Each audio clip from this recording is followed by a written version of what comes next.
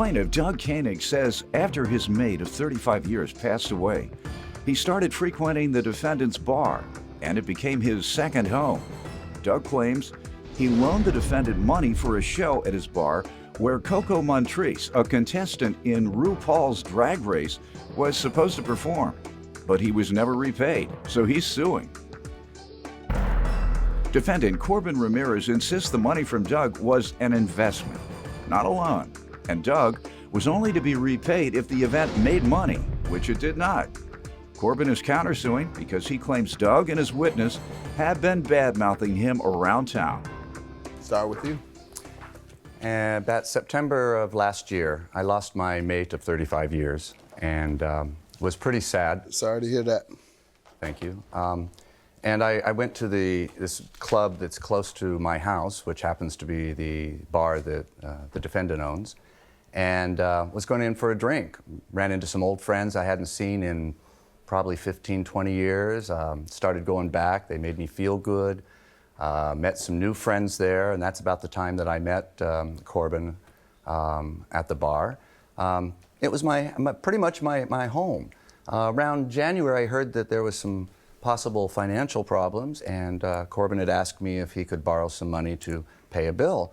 I said yes, and had it arranged for a promissory note to be signed and a cashier's check to be made out to his to the bill person, the landlord, and had them sign the papers. Payments would be $500 according to, I have that. Let's see it. Do you want that?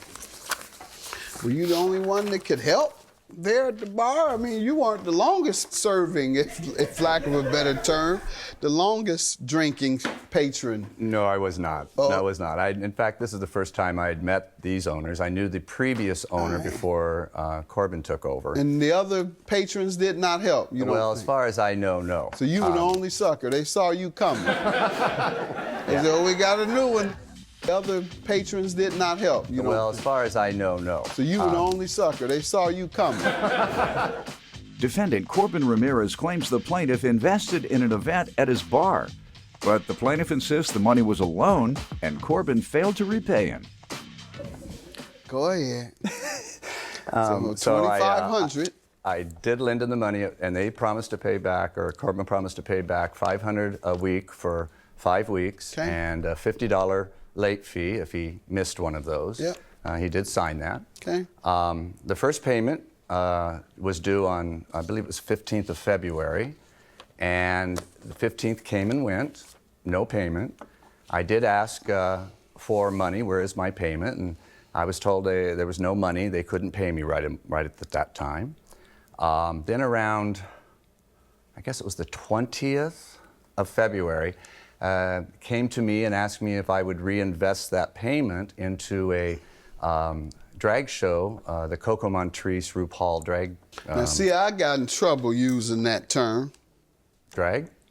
Drag queen. The guys who were in front of me who said they participate in, there's another name that's more politically acceptable now. Female politically impersonator? correct. Pardon me? Female impersonator? There you go, female impersonator. So don't you come in here calling it anything different.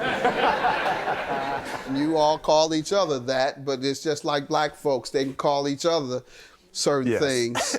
And women call each other certain things. Hey, you be, you this, you that. But you let a man call him that, it's war. Yes, sir. You let a white person call us that, it's war. So that's the way the world works, just so folks know. You know, why they can call him that? Why I can't call him that? Because you're not the same. If you gay, you can call me that, because I'm gay. If you're black, you can call me that, because I'm black. If you're a woman, you can call me that, because I'm a woman. Go ahead. And one of the reasons, Your Honor, that I probably did allow this to happen was because it was my newfound home, and I'm also an amateur photographer, and they had asked me to take some pictures of events or posters, things they could post on their website and the internet. I do have some of those here. See it? You say you're doing this professionally now? No, I just do it for Just fun. kinda But I was doing it for free for them, just to have something to do. And There's one of the posters for an event evening. It also has the picture of my witness here. Oh, that's what it is? All right. I And saw then a the leather calendar pants shot he has that we on never and a did leather get. jacket here. Hot dog. Got you a female impersonator. And that is, I believe, That's Corbin. the defendant? All Yeah, right. that's off his Facebook page. Now, who is this female impersonator? That's Coco Montrese of the RuPaul drag show on See TV. that? There you go. Oh, that's right, but it is on the television show, isn't it Yes. called? Yes, sir. Drag Race. Sir, let me hear your side before we get to the loan he's suing you for. So I did borrow that money from him. He did agree to reinvest it instead of making payments. So I figured that promissory note was squashed, and he knew that. Say again. It sounds like you're saying you all changed the agreement. We had changed the agreement because he invested into that RuPaul drag star. And so he assumed that he was going to get money out of us selling at the door. Oh, he assumed he gonna get the money from his contracts. Huh? Yeah. But he reinvested it because he thought he was going to get more than that from the show. Because I expected to make How at much least were you to pay back? nothing. He was going to make money from this. All right, sir. And he knew that. All right, and did you cancel this contract? Absolutely not, Your Honor. Did you agree to amend it? No, I did not. I agreed for that first payment. Your Honor, he just told you that he Hold on. reinvested a little while ago. Hold on. He didn't say that meant you don't have to pay him. Go ahead. I did agree to reinvest that first payment that he because gave you. somebody backed out of them and they needed that much money to continue. All right. The agreement was to waive the $50 late fee for half the door. Okay. Sir, your counterclaim for defamation and loss of business.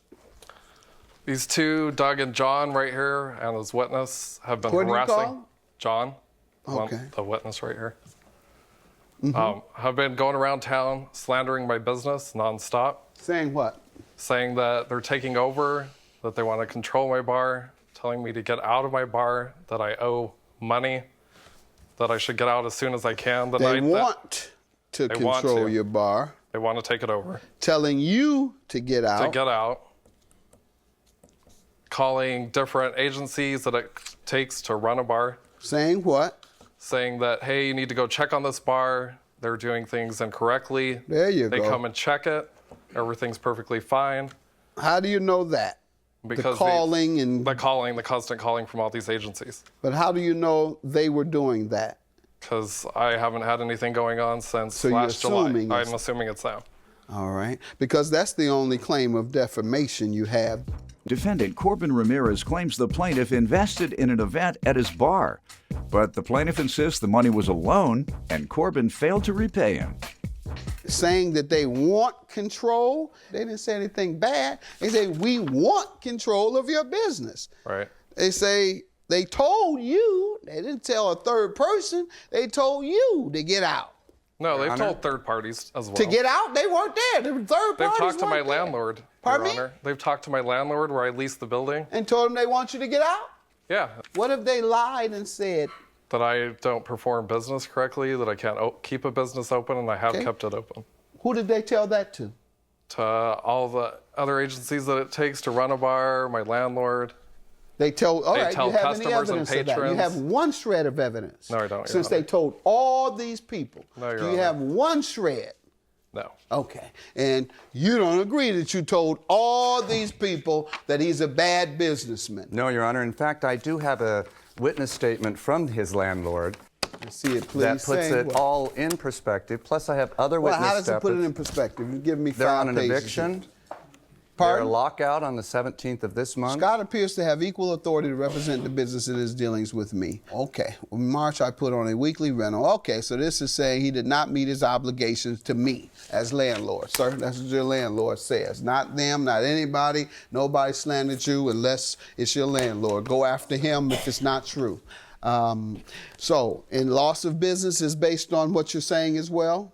The slander? Yeah, sure. All right. I'm going to have to grant him his judgment, and he's taken off the $50, obviously, from what you're asking for. And the reason being is that you all have a written contract and a written contract can only be amended with another written contract. It's called a parole evidence rule in the law. If you sign something in writing, the only way the contract can be amended is in writing. And with regard to your slander and loss of business, I'm not convinced that they slandered you. You can't provide me with one shred of evidence, yet they provide me with a shred of evidence, and the landlord says you're a bad businessman. Have a good day. Judgment for the plaintiff. Thank you, Your Honor. Very much, Your Honor. I don't want to say anything to him. I'd like to say to everybody out there that don't lend money to these people. They're scam artists, and if you have, I'm so sorry. Yeah. And I like to say, once these guys open a business, if they do, please don't go to it. I worked for this young man, and it's just quite a disappointment that I'd put up so many hopes into you, Corbin, and you truly had disappointed a whole lot of people.